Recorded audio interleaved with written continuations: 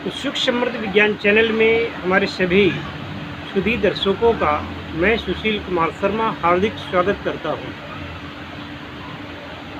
अगर पहली बार वीडियो को देख रहे हैं तो सब्सक्राइब ज़रूर करें और घंटी का बटन दबा करके ऑल पर सिलेक्ट कर लें।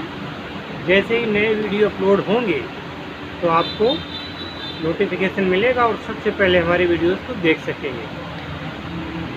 आज मैं आपको एक साधना के बारे में बताने जा रहा हूँ। इस साधना से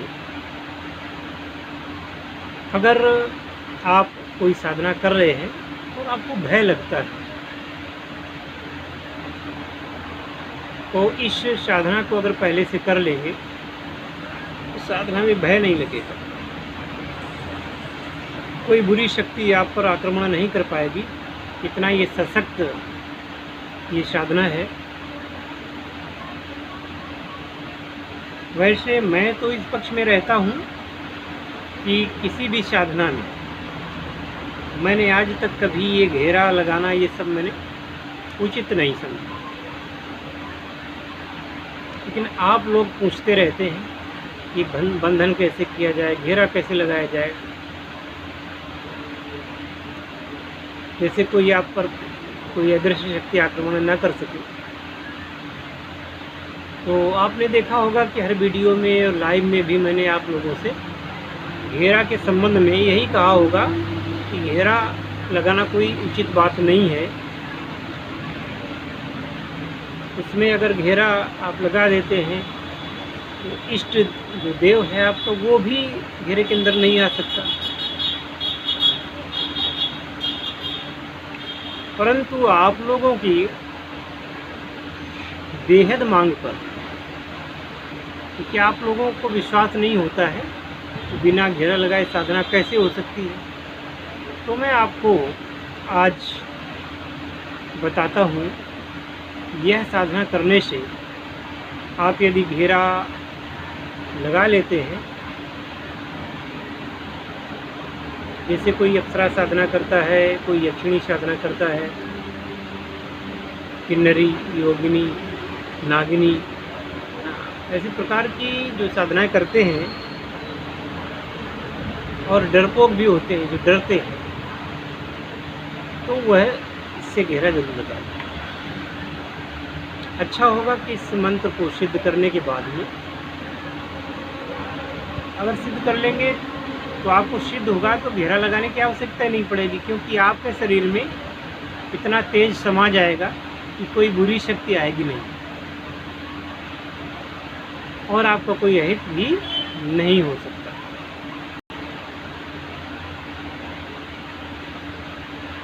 इसमें आप अगर श्री बटुक भैरव या बटुक भैरव इनकी साधना करिए। शक्तिशाली तो हैं ही ये भैरव, जितने भी हैं 52 भैरव महाशक्तिशाली हैं। पर जो बटुक भैरव है यह स्वरूप भगवान का, भगवान शिव के ही अंशावतारी हैं ये। बटुक भैरव जी महाराज अपेक्षाकृत थोड़ा सौम्य है। सौम्य किसके लिए? सौम्य साधक के लिए। साधक के लिए सौम्य है और साधक के दुश्मन के लिए तो फिर सौम्य नहीं है।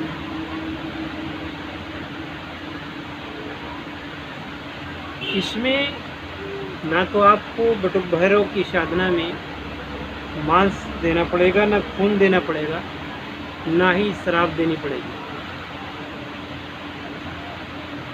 यदि उस तरीके से कोई करना चाहता है तो उसकी अनुमति मेरे द्वारा नहीं है। मैं तो केवल सात्विक बताता हूँ और इसमें गुड़ और चने उनका भोग लगता है। भुने हुए चने और गुड़। और श्री बटुक भैरव जी महाराज से आप कह दें कि हे भगवान, मैं सात्विक व्यक्ति हूँ, मैं आपके इस तामसिक भोजन का प्रबंध नहीं कर सकता। मैं तो केवल आपके सौम्य स्वरूप की साधना कर रहा हूँ, इसलिए आपसे मैं आशीर्वाद भी मांगता हूँ और यही चाहता हूँ कि आप इसी स्वरूप में, इसी भोजन से प्रसन्न हो जाएं। बाकी और भी आप सामान दे सकते हैं भोजन में, तामसिक न हो। इनकी जो उत्पत्ति है, ऐसा कहा जाता है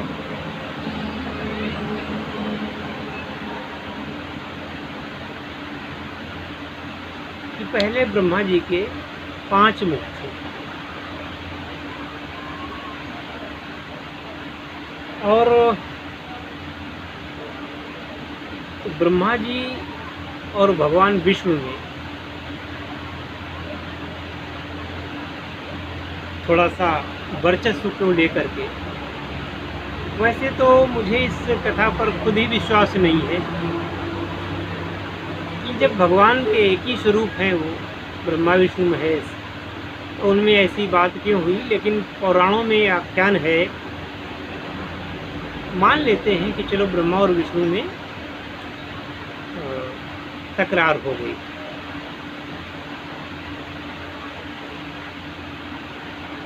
तो जब विष्णु के नाभि कमल से ब्रह्मा की उत्पत्ति हुई है,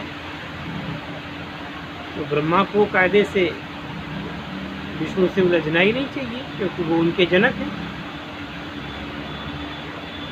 बाकी कोई बात नहीं, कथाएं हैं, आनंद लीजिए। हम कौन होते हैं पुराणों में कोई नुक्ताचीनी करने वाले, जैसा है वैसा ही माने।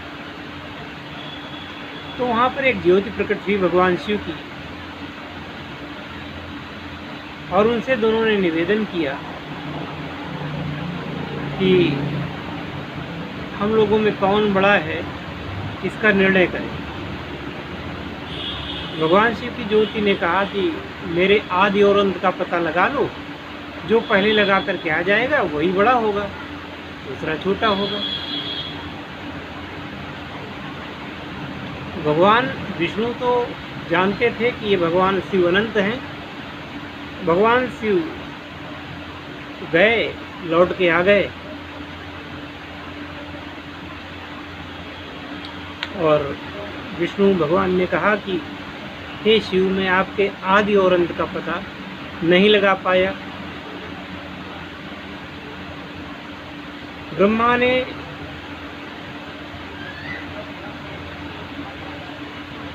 एक वृक्ष का सहारा लिया, एक गाय का सहारा लिया और एक स्त्री का सहारा लिया।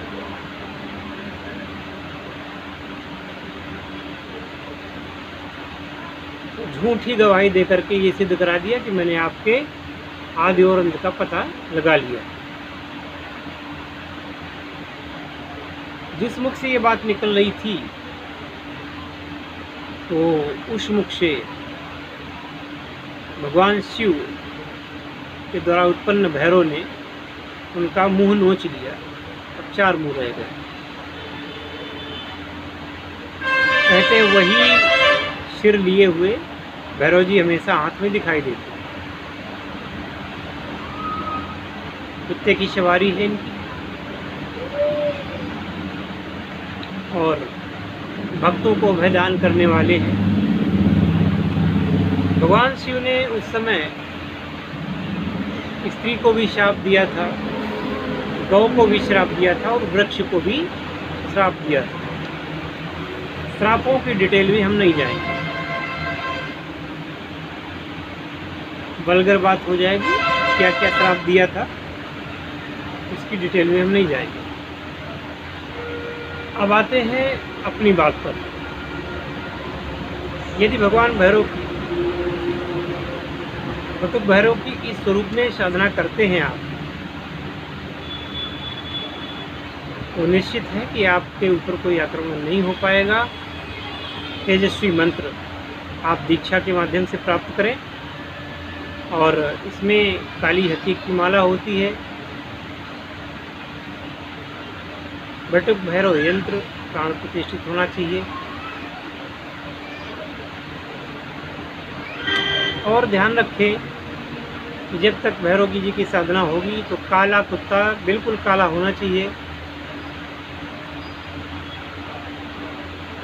उसको भोजन जरूर कराना, क्योंकि वह भैरव भगवान की सवारी कही जाती है। कुछ ऐसे मंत्र भी हैं जो कि शावर में हैं, जल्दी से धोने वाले हैं।